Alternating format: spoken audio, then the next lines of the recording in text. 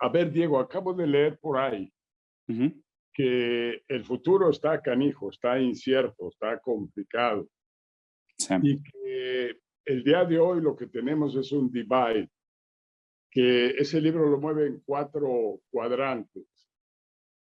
Un primer cuadrante malo y peor es que la desigualdad siga tan brutalmente sí, como fuera de está, control.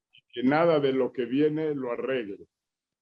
Ese es el cuadrante peor. Luego está un cuadrante intermedio donde hay un movimiento hacia lo social, hacia la responsabilidad y demás, pero la economía no camina. Correcto. Entonces, mucho reparto y mucho esto, no sé por qué me viene a la mente luego México en ese cuadrante, que sí hay buenas intenciones, hay ganas de hacer cosas sociales, Ujú. pero no hay generación de riqueza para sostenerla. Concuerdo. Otro cuadrante es el inverso, es la economía jala muy bien, pero siguen los acaparadores. Sí, jala para Los pocos. que nos llaman neoliberales y los que se llevan la rebanada grande del pastel. Ujú. Y la otra, la sostenible, la sustentable, el cuadrante virtuoso sería el que puede mover estas dos variables continuo, que puede sí acelerar el proceso de distribución del ingreso, de mejorar las condiciones y las oportunidades para esa innumerable cantidad de millones de gentes que se han quedado fuera del barco, que se han quedado atrás. Y por el otro lado, una economía que en ese entendido sí genera riqueza, Ujú. sí está dando crecimiento, sí está generando los empleos, pero quienes dirigen esa economía, fuera gobierno o sector privado, no son tan ambiciosos, no son tan acaparadores, sino hacen virtuosa esta disyuntiva de economía o de responsabilidad social. ¿Cómo ves eso? Uy, está complejo el panorama, ¿no? A ver, vamos Sí. por partes porque mencionaste muchas cosas que me parecen interesantes. Primero, el tema de la incertidumbre del futuro, ¿no? Clave. O sea, obviamente esto es muy complejo porque además vivimos en tiempos muy cambiantes, muy dinámicos tecnológicamente. Creo que nuestra generación, y probablemente esto se va a decir en todas las generaciones que nos sigan, siempre nos tocan ver estos cambios revolucionarios, ¿no? El nacimiento de redes sociales, el universo digital, la vida digital que vamos a llevar, el anuncio de Facebook de transformarse en Meta. O sea, estas cosas que ya parecen casi superar la ciencia ficción en términos de complejidad. Y eso pues nos pone en jaque como sociedad porque somos sociedades que hemos venido desarrollándonos de una manera muy lineal y capaz de predecir y prepararse para un futuro, ¿no? O sea, lo voy a poner en el sentido de la educación. La educación está vinculada al hecho de que tú te prepares en secundaria y preparatoria para escoger una carrera universitaria, para ejercer un puesto de trabajo. Ese puesto de trabajo lo determina la propia capacidad de absorción de ese talento en el mercado según los bienes y productos que requiere el mercado en un momento dado. ¿Okay? El problema es que ahora esta línea de tiempo, pues ya no da porque ¿para qué profesiones debería yo de empezar a preparar los niños hoy? Si yo no puedo predecir cuáles van a ser las demandas de talento dentro de los próximos 30 años, pues yo muy difícilmente voy a tomar buenas decisiones como papá de hacia dónde encaminar la educación de mis hijos, porque las profesiones y las carreras del futuro ya no son una garantía de tener una estabilidad profesional y tener un ingreso fijo y la capacidad de financiar una casa y construir tus sueños, ¿no? Entonces, esa propia incertidumbre del futuro ya dificulta mucho todo ese camino. Segundo punto interesante que hace compleja la idea del futuro, y de hecho creo que esto lo platicamos cuando tuvimos el evento sobre el futuro del trabajo, donde nos conocimos, que es esta idea de los trabajos irregulares versus las carreras profesionales. Cuando existían las carreras profesionales, cuando tú te dedicabas a una empresa, por más que tuviera sus problemas, sus dificultades y todo, tú tenías una predictibilidad de ingresos. Hoy ya no existe tal cosa. Es muy difícil que los jóvenes tengan una predictibilidad de ingreso. ¿Por qué? Porque hacen sueldos freelance, hoy trabajan en algo, mañana trabajan en otra cosa, lo cual hace que sea un evento más dinámico y a algunas personas inclusive les puede favorecer este contexto, pero a mucha gente lo que le da es muchísima inseguridad y muchísima incertidumbre. Entonces piensa en una familia chica donde el papá y la mamá pues hacen lo que pueden, consiguen las chambas que pueden conseguir, tienen ganas de salir adelante, pero con esa inestabilidad, ¿cómo financias una casa? ¿Cómo pides un préstamo? ¿Cómo emprendes? ¿Cómo construyes una empresa si tú mismo tienes esa variabilidad tan alta de tus propios ingresos, ¿no?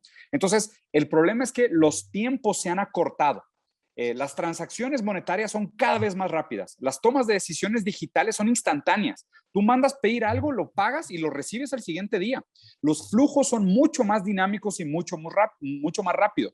Pero eso, además de todos los beneficios que pudiera implementarse, tienen muchas implicaciones que pueden ser negativas. En grandes rasgos, nosotros como sociedad lo vivimos a nivel de incertidumbre, ¿no? Incertidumbre de, pues que como todo está cambiando y todo está cambiando cada vez más rápido, pues ¿cómo le hago yo para planear mi vida? Y eso pues tiene un efecto también en el núcleo familiar. O sea, ¿cómo puede uno casarse joven y establecer una familia con tanta inestabilidad financiera y laboral?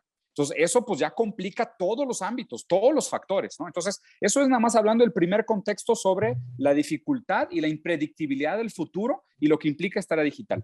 El segundo punto que me parece importante cuando hablabas también de la desigualdad vinculado a este nuevo modelo de desarrollo económico que tenemos es la automatización. La automatización vinculada a la pérdida de empleos. Porque lo que pasó también mucho durante la pandemia, y de hecho este indicador lo acabo de ver hace poquito tiempo, este año en Estados Unidos fue el año donde más se hicieron inversiones en automatización de mano de obra en Estados Unidos. Y esto sí es un indicador para el resto del mundo, y seguramente el resto del mundo sigue los pasos de Estados Unidos hasta cierto punto. La automatización desplaza empleos. Y no necesariamente quiere decir que estos empleos fácilmente se reinventan en otras categorías. De hecho, los índices de reincidencia son bastante bajos. Una persona, sobre todo si es ya un adulto o inclusive un adulto mayor, que pierde su empleo por automatización, difícilmente va a tener la capacidad de aprender un talento nuevo para reincorporarse al mercado de trabajo. Entonces, esto crea todavía más problemas de una creciente desigualdad estructural. Entonces, ya ni siquiera es el tema de la demanda agregada o los flujos de economía o el reciclaje del valor agregado o los procesos de redistribución, sino que lo que me preocupa realmente es que vamos a ver en esta década todavía, entre el 2020 y el 2030, vamos a ver la primera empresa con un empleado que genere $1 billón. Y si ese es el futuro de la economía, estas macro mega empresas que no tienen salarios, la pregunta es, ¿quién va a comprar aquello que se produce y con qué dinero lo va a comprar? Y hoy la solución que le estamos dando, que es una mala solución, es que esa capacidad de demanda se la estamos cargando al Estado y estamos creando deuda, lo cual también es totalmente insostenible. Entonces, esto me llama a que no nostálgicamente visitemos modelos fallidos del pasado, sino que reivindiquemos ideas y teorías y seamos creativos y abiertos para entablar debates sobre, estamos viviendo un momento histórico sin precedentes, con nuevos conflictos y nuevos problemas que no podíamos anticipar, y si queremos salir de esta, tenemos que hacerlo de manera creativa. Es correcto. A ver, mencionaste por ahí automatización. Y si yo tomo el cuadrante virtuoso, implica que el lado que genera riqueza tenga una mente muy compasiva, muy comprometida y no la tome para precisamente automatizar, para ahorrar, para que la utilidad sea mayor, para que esa utilidad venga para los accionistas y venga para mí. No está pensando en la otra lado de la ecuación, que son los trabajadores, que son los empleos que se necesitan. Así es. Precisamente ahí está el punto clave de este tema de los cuadrantes con este señor. Y eso se replica en muchos lados, porque la educación muchas veces no está hecha para equipar a una persona que sepa encontrar sus soluciones, a que sepa moverse como pez en el agua. Yo creo que entre más vaya la educación a equipar a la persona con esas habilidades mentales de talento, de audacia, de compasión, de visión, que la persona misma empuja, hace su desarrollo y esa persona misma está empujando a los demás a cambio de educar con memorizar y educar con obedecerle al otro y hacer lo que el empresario diga, como que nos estamos nulificando todos a todos.